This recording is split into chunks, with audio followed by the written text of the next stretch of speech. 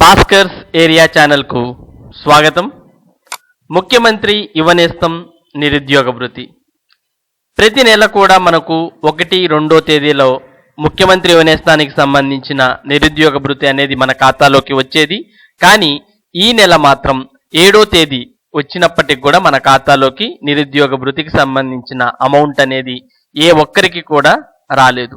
మరి ఈ నేపథ్యంలో ఈరోజు న్యూస్ పేపర్లో మనం నిరుద్యోగ భృతికి సంబంధించిన సమాచారాన్ని చూడవచ్చు.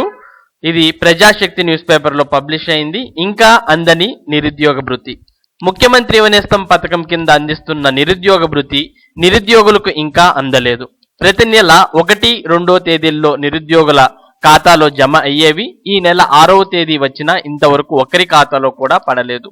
టీడీపీ ప్రభుత్వం గత ఎన్నికల్లో ఇచ్చిన హామీ మేరకు 2018 ఆగస్టు నుంచి 1000 రూపాయలను 2019 ఫిబ్రవరి వరకు అందజేసింది.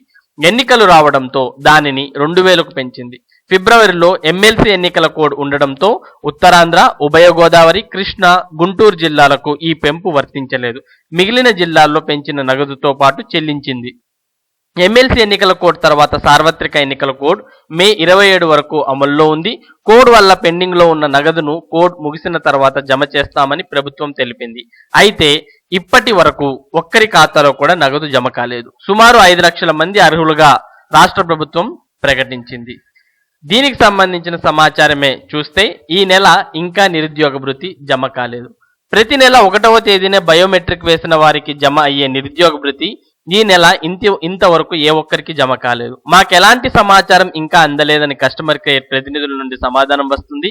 రాష్ట్రంలో నిరుద్యోగ భృతి అందుకుంటున్న వారు మాత్రం పథకాన్ని కొనసాగించాలని కోరుతున్నారు. ఈ భృతితో ప్రభుత్వ పరీక్షల ఫీజులు చెల్లించగలుగుతున్నామని పలువురు పేర్కొంటున్నారు. మరి ముఖ్యమంత్రి యువనేస్తం పథకాన్ని కొనసాగించాలి అని మెజారిటీ మంది అడుగుతూ ఉన్నారు. మన భాస్కర్స్ ఏరియాలో కూడా దీనికి సంబంధించి మనం ముఖ్యమంత్రి యువనేస్తం పథకం గురించి మీ అభిప్రాయం తెలియజేయండి అన్నప్పుడు 72% మెంబర్ దాకా ఈ ముఖ్యమంత్రి యువనేస్తం నిరుద్యోగ భృతి కావాలి అని, మిగిలిన 28% మెంబర్స్ దీని మీద వారి యొక్క అభిప్రాయాన్ని తెలియజేయడం జరిగింది. పట్టణాల్లో అద్దెకు ఉంటూ పోటీ పరీక్షలకు సిద్ధమయ్యే నిరుద్యోగులకు టీడీపీ హయాంలో ప్రవేశపెట్టిన ముఖ్యమంత్రి యువనేస్తం పథకం చాలా అండగా ఉంటుందని జిల్లాల్లోని యువత అభిప్రాయపడుతోంది. అంతేకాకుండా పరీక్షలు రాయడానికి ఇతర రాష్ట్రాలకు వెళ్లే నిరుద్యోగ యువతకు కూడా చాలా అండగా ఉంటూ వారికి డబ్బు ఆలోచన లేకుండా చదువుపై శ్రద్ధ ఉంచడానికి ఈ పథకం తోడ్పడుతుందని, దయచేసి సీఎం జగన్ ఈ పథకాన్ని కొనసాగించాలని చాలా మంది కోరుతూ ఉన్నారు.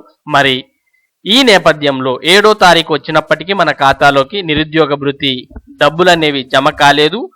చాలా మంది అభిప్రాయం ప్రకారం రేపు అనగా జూన్ 8వ తేదీన మంత్రులు ఎవరికి ఏ శాఖ అనేది రేపు కేటాయించడం జరుగుతుంది. దాంతోపాటు మంత్రులు రేపు ప్రమాణ స్వీకారం కూడా చేయబోతున్నారు. దాని తర్వాత 12వ తేదీ జూన్ 12వ తేదీ అసెంబ్లీ సమావేశాలు కూడా జరగబోతున్నాయి. మరి ఈ అసెంబ్లీ సమావేశాల్లో ఈ ముఖ్యమంత్రి యువనేస్తానికి సంబంధించిన దాని మీద ఒక కీలక నిర్ణయం తీసుకునే అవకాశాలు ఉన్నాయని చాలా మంది అభిప్రాయపడుతున్నారు. మరి ఇన్ని రోజులు ఆగాం, మరో 5 రోజుల వరకు మనం ఆగితే మనకి ముఖ్యమంత్రి యువనేస్తానికి సంబంధించిన మరింత సమాచారం తెలిసే అవకాశాలు ఉన్నాయి. మరి ఇది ముఖ్యమంత్రి యువనేస్తానికి సంబంధించి ఇప్పటి వరకు ఉన్నటువంటి లేటెస్ట్ అప్డేట్స్.